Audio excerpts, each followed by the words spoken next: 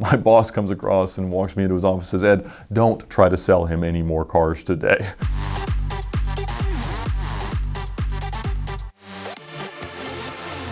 When you sell someone an exotic car, usually something they've thought about or dreamt about or shopped for a great deal of time, it's usually a great experience. But that's not always the case. And if you shop for a car remotely on the internet or by phone and you take delivery by having it shipped to you, technically you have 3 days to refuse it. But if you come to the dealership, negotiate a deal in person, pay for the car, and then drive it away, it's yours at that point. You don't get to bring it back. But as you'd imagine, selling hundreds of cars a year, sometimes people would like to.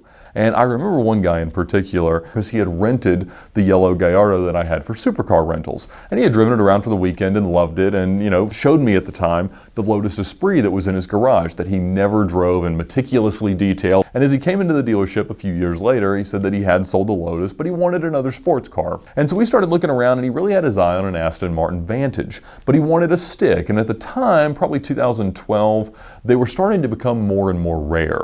But we had one that was gorgeous, had every carbon option and all the updates for 2012 and on. We reached something that was agreeable, but the whole deal took a long time. And in fact, we didn't really finish up everything and have him signed and financed and all the paperwork done until after we would have normally closed at about 6 o'clock. And at that point, it had kind of gotten dark. And so he drove off to head home and was actually really kind of nervous about it because he never wanted the car to have any imperfections. And you'd imagine driving at 40, 50 miles to his house, it was going to have the chance of something like that happening. But we said, you know what, just keep some distance, drive slow, you'll be fine. And we're closed the next day on Sunday, but the first thing on Monday, that Vantage comes rolling right back in. He had kind of wrapped it with like a temporary style clear bra to protect it as he would drive it back. And as he got out of the car, he had a big piece of paper. On it was a handwritten list of every single imperfection in this brand new car that he had just bought. And he was furious about it. And as I went through kind of the things that he was upset about, they were all really the product of it being a hand-built Aston Martin. Because while Astons are unbelievably high quality cars with quality materials that are built by people who are meticulous, they're hand-built. So it's not a stamped out Japanese or American car that comes off an assembly line every 17 seconds. And obviously his first request was, just give me my money back, take the car back, and we'll think about something on another day. And we were not going to do that. We weren't going to give him his money back and unwind a deal and not have the profit that we had in it. So over the course of the day, he's just distraught, going back and forth. I ended up taking him to lunch, just kind of trying to talk him off the ledge and love the car that he loved 48 hours prior to that. And it really just was not working. So as we got back, I said, you know what, look, maybe the one that you bought is a little bit below average. I'm not sure that's the case, but let's look at some other cars and just see if maybe you want to trade into something else. I mean, certainly there's been some depreciation because we'll have to title the car. We've punched the warranty and everything else has started on it. But let's see what we could do to maybe move you into another one. And we had a very similarly spec'd black on black Vantage S. And so we ended up taking that out of the test drive just to let him see, would you prefer the paddle shift? And he did kind of like that and thought, well, maybe this car that was developed a little bit later somehow is in higher quality or better condition. And there was no good way to expect that, but we let him look around. We kind of said, look, just make sure that you're comfortable with it. But again, the whole negotiation and trying to figure out the trade value of a 2-day-old car on another new car that we certainly did want to sell took a good while. And so that went into the night again after we would normally have closed, but he agreed to buy it. He paid for the difference, and then we just kind of did a collateral swap on his loan, I think, and he drives off into the night. But as you'd expect, the next morning he comes back and he spent all night with his bright lights in his garage finding every single imperfection in the car. Every panel gap that's slightly different side to side, or trim piece that's a little bit misaligned, or little speck in the paint, whatever he finds, he's just livid again. And so, as you'd expect, I move him to another car. Let's look around this one, see if it's any better. Maybe it'll live up to your expectation. We'll do what we did yesterday and let you write us a little bit of a check and have a different one. And as we were walking around the showroom looking at other cars, trying to find out the most perfect one of the bunch, my boss comes across and walks me into his office and says, Ed, don't try to sell him any more cars today. Whatever ends up happening, which will not involve us giving his money back and unwinding these two deals, let's make it only involve these two cars rather than another one. And at some point, you just kind of have to, look, go drive your car, enjoy it. When you bring it back and trade it back to us on whatever you decide you want next, we're still going to give you all the money anyone will, because it's going to be above our standards. We want to be respectful of your own, but at the end of the day, it's a hand-built exotic car that's built in very low quantities. And we ended up finding out that about a week later, he traded it in on a gray Maserati. Brand new from a dealer down the street, and all the power to him. I cannot imagine that any Maserati was going to be a better quality car, other than by random happenstance, than this Vantage was.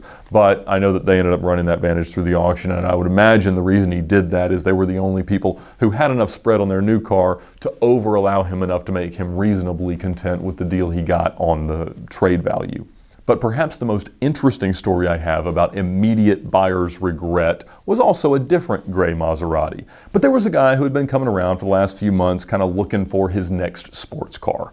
And he mentioned that he had had a Maserati Grand Sport, an 05 or 06 Cambia Corsa car, and he loved it, which was kind of a unique sentiment for a Grand Sport or any Maserati of that vintage. But we ended up getting in on consignment a 2005 Maserati Spider Cambia Corsa paddle shift car, and it was pretty nice. I mean, it's one of those things that you get kind of nervous about selling, because there was a pretty good chance something bad was going to happen not long after he buys it, because it's a pretty good chance something's going to happen every day you go out and drive a Maserati. I think he was probably a, early 50s Italian guy, lived in Atlanta for a long time, and was really excited. It did fit what he was looking for, so didn't take long. He agreed to everything. We got it all set up, signed the paperwork, and I pulled the car around after we had it kind of cleaned up and ready to go. We walked through all the things and kind of just left him there to leave in the car. So I went back inside and was doing something at my desk, and I see him kind of pull around to a different part of the parking lot and park in front of a different door and walk inside, and he wanted to ask something about his temp tag or something else. And the slant in our parking lot was not very steep, but it was slight, and certainly if you put a car in neutral and didn't engage the parking brake, which is precisely what he had done, it might roll backwards. And it rolled backwards about 20 feet into a parked Jaguar that we had on the front line in inventory ready to sell.